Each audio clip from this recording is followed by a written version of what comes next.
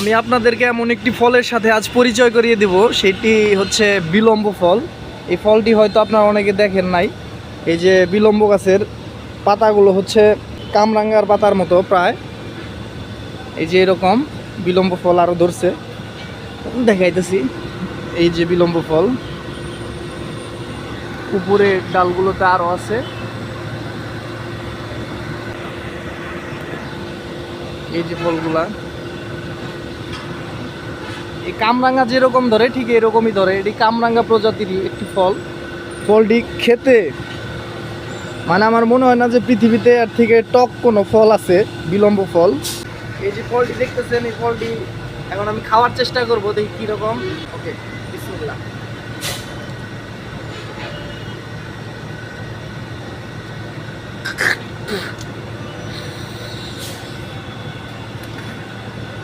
চোখ দিয়ে পানি আইসা পড়ছে, মানে এত পরিমাণ টক, কিন্তু যেমন টক তেমন স্বাস্থ্যের পক্ষে ভালো।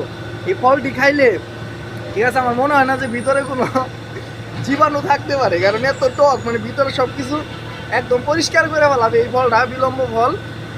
আপনারা গুগলে সার্চ করলে এর উপকারিতা সম্পর্কে হয়তো জানতে পারবেন। ফলটি মানে কিছুক্ষণ এত পরিমাণ টক লাগে, কিন্তু তারপরে হালকা হালকা একটু মিষ্টি মিষ্টি ফ্লেভার আসে, অনেক ভালো লাগে। বিলম্ব খাইতেছি।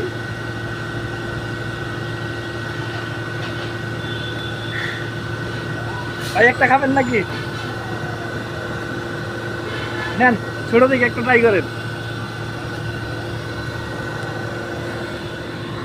এই যে আরো দেখতে পাচ্ছি এখানে তিনটা, তো তিনটা ফল পরবর্তীতে খাওয়ার জন্য আমি পেরে নিয়ে যাই। বিলম্ব ফল, আর ওইখান থেকে কচি থেকে একটা নিয়ে যাই, পড়ে গেল। এই যে এখানে দুইটা,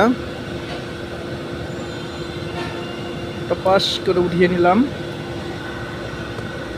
ফলটা হচ্ছে আমরা যে পাম্পের থেকে তেল লোড করি, সেই পাম্পে মানে অনেক ফলজ গাছ লাগানো আছে। এই দেখতে পাচ্ছেন এই পাশে আম গাছ লাগানো আছে। মাঝে মাঝে এখান থেকে খাই ফলগুলো, অনেক ভালো লাগে। এই যে আরও কয়েকটা ছিলাম বিলম্ব ফল, এগুলা পরে কোনো সময় খাবো ইনশাল্লাহ। এই যে গাছ, বিলম্ব গাছ, ওই যে দেখেন এক থোকায় কতগুলা ধরছে। নাও যদি হয় এইখানে 50 থেকে 60টার মতো হবে। কি ঝোঁকায় প্রচুর পরিমাণে বিলম্ব ফল ধরছে মাশাআল্লাহ। ওই যে উপরে আরও ধরছে ওইখানে, এই যে ডালগুলাতে দেখতে পাবেন। এই যে এইগুলা কিন্তু বিলম্ব ফল, এই যে বিলম্ব ফল। তারপরে এই যে আছে, এই যে ধরছে বিলম্ব ফল, প্রচুর বিলম্ব ধরেছে। আপনারা যারা এলেঙ্গা পাম্পে আসেন, পাম্পের যারা কর্তৃপক্ষ আছে তাদের কাছে অনুমতি নিয়ে বিলম্ব ফল আপনারা খেতে পারবেন। এইখানে আমাদের পাম্পে অনেক ফলজ গাছ লাগানো আছে, আম গাছ থেকে শুরু করা অনেক গাছ। তো ধন্যবাদ সবাইকে, সকলে ভালো থাকবেন, সকলে সুস্বাস্থ্য কামনা করে ভিডিওটি এখানেই শেষ করছি। আসসালামু আলাইকুম।